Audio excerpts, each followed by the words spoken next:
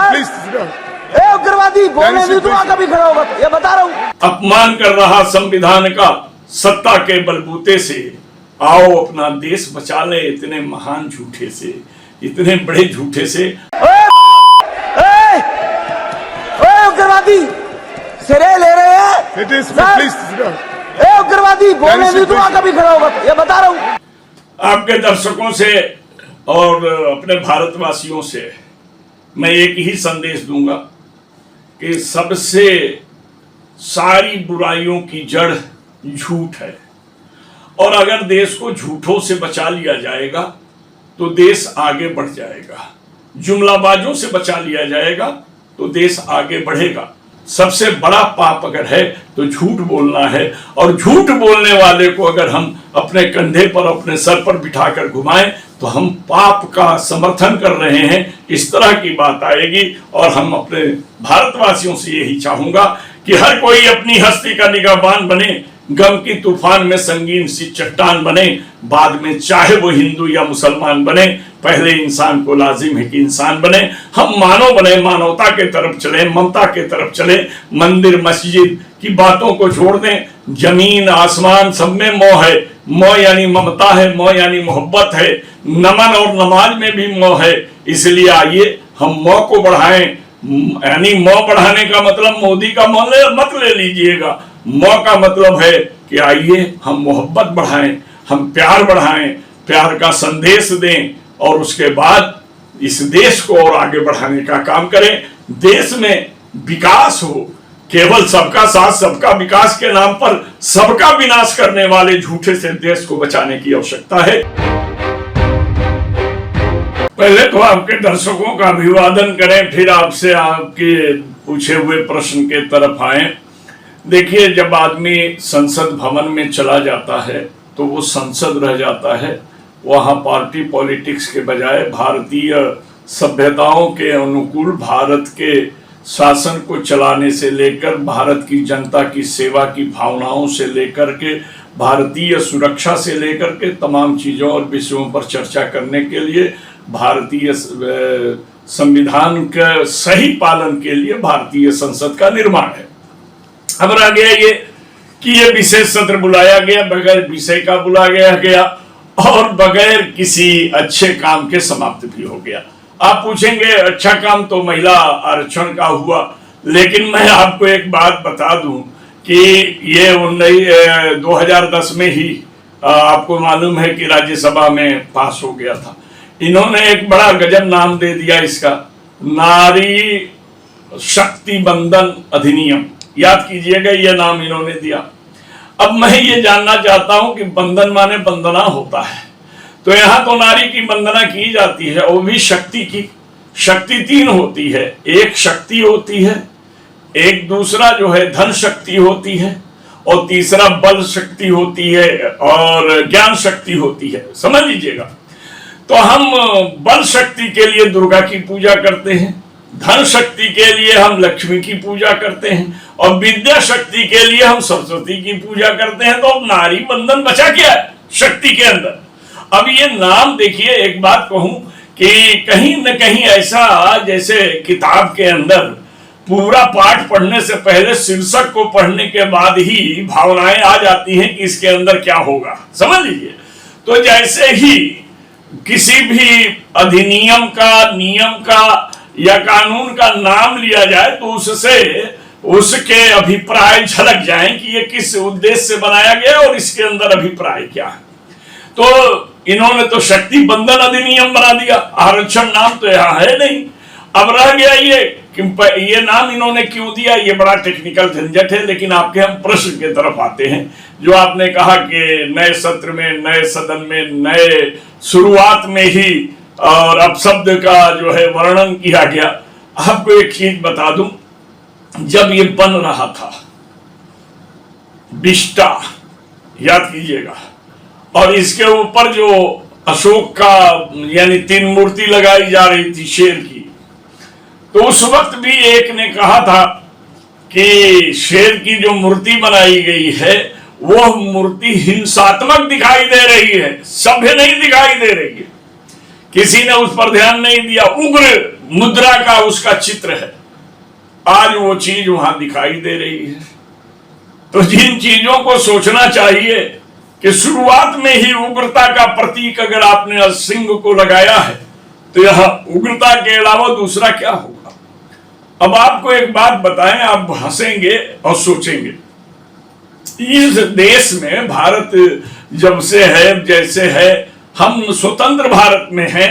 पहले राजाओं का भारत था, मुगल राज थे, खिलजी थे, लोधी थे, और आपको मालूम है चंद्रगुप्त मौर्य का राज था, और बहुत से और भी राजों का राज था। आपको पता है हमारे यहाँ एक और अनपढ़ राजा हुआ था जो बिना पढ़ा लिखा का था, मुगलों में हुआ था अकबर, याद कीजिएगा, उसकी कोई शिक्षा नहीं थी, समझ लीजिएगा, लेकिन उसने 9 रत्न रखा था और उस 9 रत्नों से राय लेता था, राय देता नहीं था। आज हमारा राजा जो है वो मंत्रिमंडल से राय लेता नहीं है, मंत्रिमंडल के हर काम में झंडी हिलाने वही जाता है, डंडी उठाने वही जाता है, फीता काटने वही जाता है, रेलवे का हो किसी का हो। तो आपको मालूम है जब शालीनता से रहते हैं तो मूर्खता छुप जाती है, और जब हम उत्तेजित होते हैं तो ज्ञान दब जाता है, मूर्खता प्रकट हो जाती है। तो मैं आपसे एक बात कहूं, ये जो हो रहा है, जानते हैं मन की बात मुख में आ जाती है, जिस पर एक शेर है, हर राज दिल हर जगह खोला नहीं जाता, सच मुंह से निकल जाता है बोला नहीं जाता। जिनके मन के अंदर एक समुदाय के प्रति घृणा, द्वेष, क्लेश की भावनाएं अगर भरी पड़ी है तो आप ये बताइए क्या वो आशीर्वाद देगा। जिन जिन शब्दों का प्रयोग किया वो शब्द हम जनता के बीच ले जाएं तो हम भी होंगे, क्योंकि गलत चीजों को दोहराने से कोई फायदा नहीं है। अखबारों में ये सारी चीजें आ गई, लेकिन आपको एक ही बात कहूंगा कि भावनाएं भाव में बदलती हैं, और भाव जब भाषा में बदलता है तो मानव के अंदर आई हुई आशा जो है वो खंडित हो जाती है। भारतीय संविधान का अपमान, भारतीय संसद का अपमान, भारतीय जनता पार्टी के ने ये साबित कर दिया कि न मुझे देश से मतलब है, न संविधान से मतलब है, न सभ्यता से मतलब है, न सदन से मतलब है, हमें मतलब केवल 100 से है, अर्थात सत्ता से है, और सत्ता के लिए किसी भी स्तर पर जा सकते।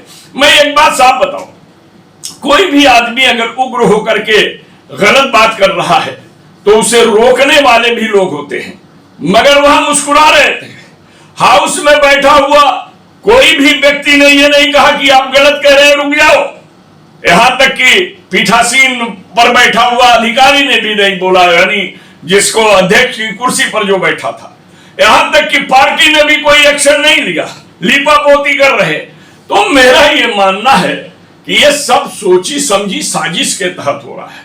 बिना एजेंडे के बुलाए गए संसद के विशेष सत्र में यह साबित हो गया कि उनका एजेंडा ही है एक वर्ग के प्रति नफरत को पैदा कराने के उद्देश्य से यह संसद बुलाया गया, जिसके जरिए यह साबित करना हुआ कि हमें एन प्रकेन ध्रुवीकरण के बगैर हम चुनाव नहीं जीत सकेंगे, क्योंकि उनके फेंके गए सारे पासे उल्टे पड़ रहे हैं, और जब उल्टे पड़ रहे हैं तो सीधा कहां से होगा।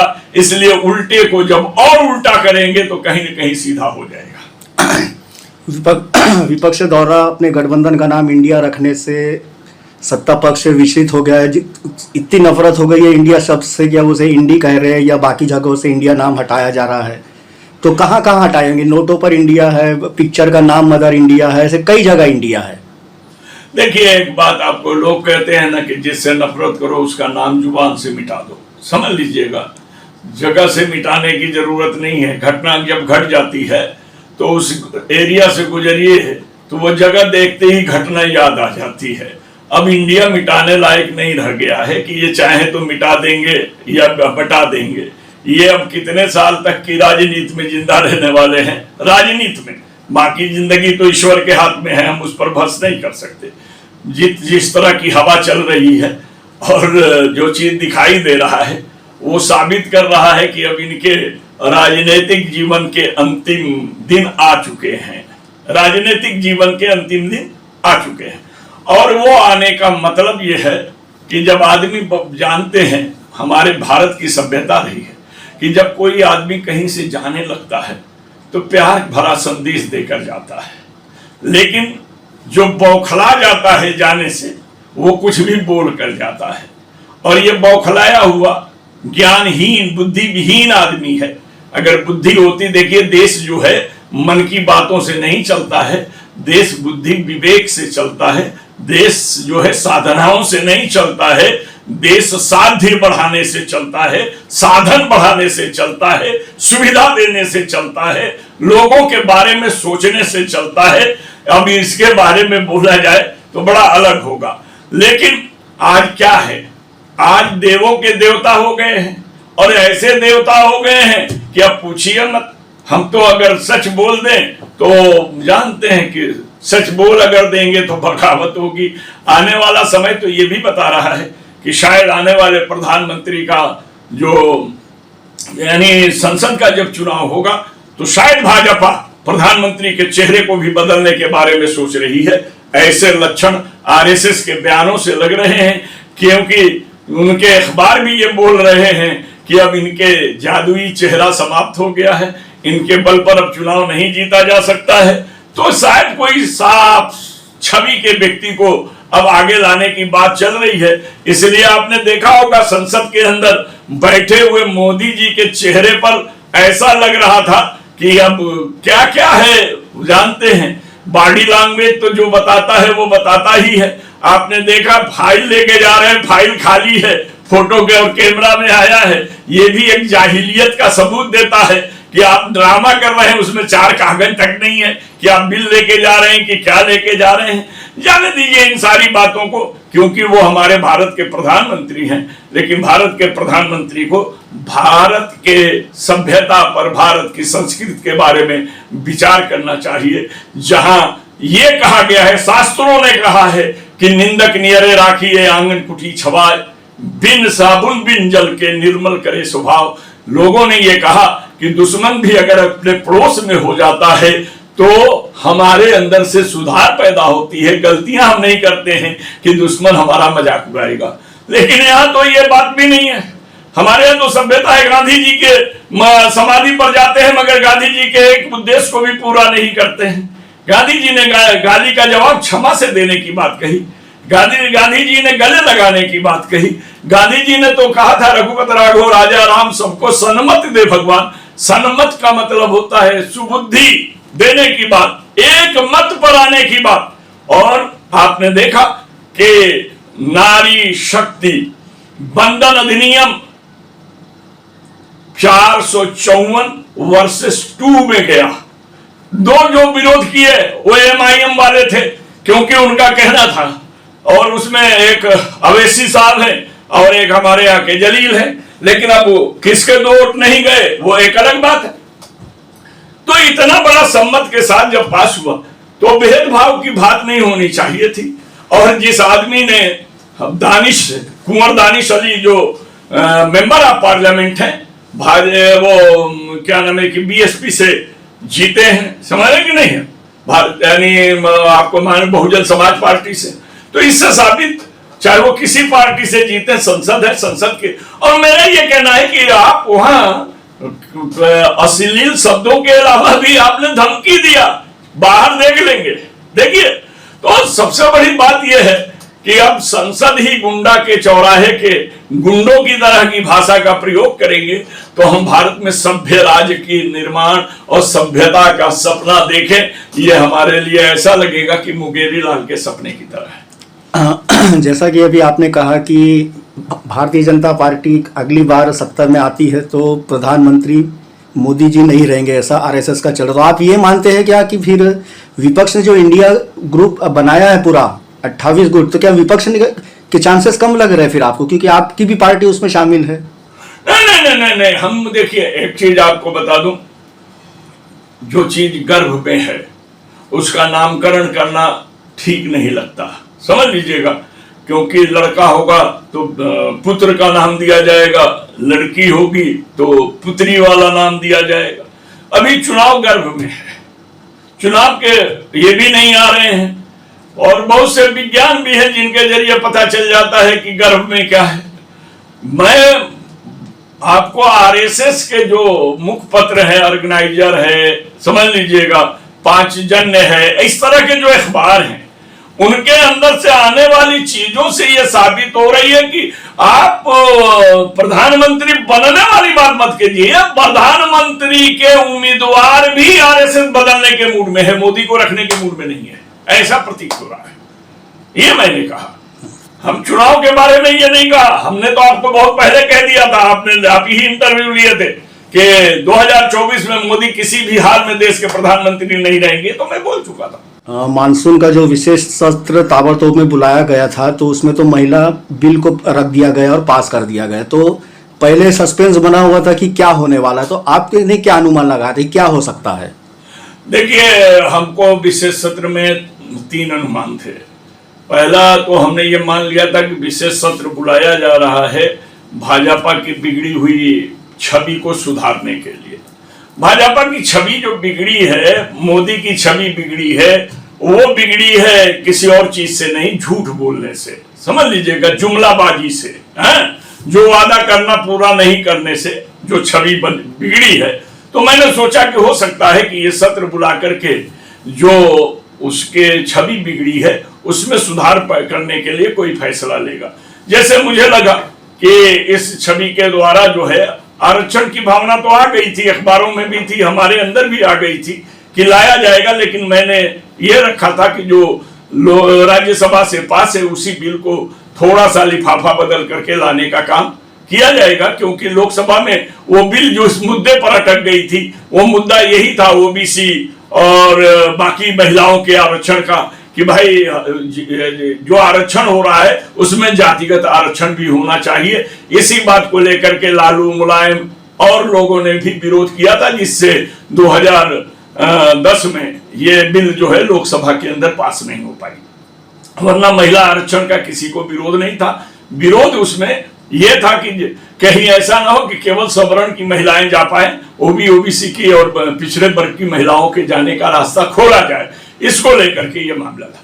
मैंने ये सोचा था कि शायद महंगाई पर, इस पर, सब्सिडी पर, इस पर, उस पर कोई नई चीज लाएंगे, कंट्रोल करेंगे और अपनी छवि को सुधारने के लिए भी कोई ऐसा बिल लाएंगे जिस बिल में जो संविधान का धर्मनिरपेक्ष भावनाएं हैं वो साबित होंगी, और बेरोजगार जो बढ़ गई है, बेरोजगारी जो बढ़ी है, तो बेरोजगारों को रोजगार देने के लिए कोई ना कोई नई स्कीम, कोई ना कोई नई योजना लाएंगे। मैंने ये सोचा था, लेकिन अब रह गया कि जितनी अकल होगी आप उतना ही करेंगे ना, क्योंकि अब आप ये बताइए कि जिस सदन में अश्लील भाषा, असंसदीय भाषा का प्रयोग कर रहा हो और पीछे भूतपूर्व मंत्री हंस रहे हो, तो ऐसी पार्टी के ऐसे नेताओं से आप क्या उम्मीद रख सकते हैं? यहाँ जो उनको लाना था वो लाए, लेकिन मेरा आशा यही था कि कुछ न कुछ नई योजना लाएंगे जिस योजना के तहत ये मिले। अब आपने बोला कि संसद से देश को क्या मिला? संसद से देश को मिला एक झुनझुना जो आप बजाते रहिए। महिला बिल क्या है? झुनझुना है, ये बजाइए। ये कब लागू होगा आप ये बता दीजिए? जब तक देश की रायशुमारी, जिसको जनगणना कहते हैं, जनगणना नहीं होगा। जनगणना के बाद अभी एक लड़ाई चल रही है जातीय जनगणना की। जातीय जनगणना, जब जातीय आरक्षण आप दे रहे हैं तो जातीय जनगणना जरूरी है ना भाई। तो जातीय जनगणना के बाद परिसीमन, परिसीमन के बाद ये लागू होगा, समझ लीजिएगा। ये केवल महिलाओं में एक संदेश देने का काम कि जो कोई नहीं किया मैंने किया। अरे भाई, बीज तो पहले से जमीन में डाली जा चुकी थी। अब पेड़ पौधा उगा तो आपके राज्य में उग गया, तो इसमें आप ही श्रेय लेंगे क्या? बीज डालने वाले का श्रेय नहीं है क्या? और ये उनका अधिकार है। आपने विशेष क्या दिया है? महिलाएं 50% देश में है, 33% आरक्षण दिए हैं। अगर आरक्षण नहीं भी दे तो अपनी राजनीतिक पार्टियां केवल अपने अंदर से महिलाओं को उतना परसेंटेज टिकट दें तो भी वो बात हो सकती है, आगे बढ़ सकती है। लेकिन ये सब कहने की बातें हैं और ये सब, इस पर एक शेर याद आया, ये सब कहने की बातें हैं, यहां तक है वहां तक है वहीं तक उसका जलवा है, नजर जिसकी जहां तक है। और ये बात मैं नहीं कह रहा हूं, तुलसीदास ने भी रामचरितमानस में लिख दिया कि जाकी रही भावना जैसी, हर मूरत देखी तीन तैसी। जब भगवान की मूरत जो है भावना के आधार पर बदल जाती है देखने में, तो उस तरीके से इस चीज को भी देखने में बहुत सी भावनाएं बदल जाएंगी और इसका उल्टा असर पड़ने वाला है। आपको मालूम है भारत के अंदर 1990 या 92 में जो जनगणना हुई थी, तो मेरा याद है कि 52% ओबीसी थे। अब इसी पर तो बहस चल रही है कि जातीय जब जनगणना होगी तो ओबीसी का सही रंग रूप आ जाएगा, हर जाति का आ जाएगा, इसलिए जातीय जनगणना की बात चल रही।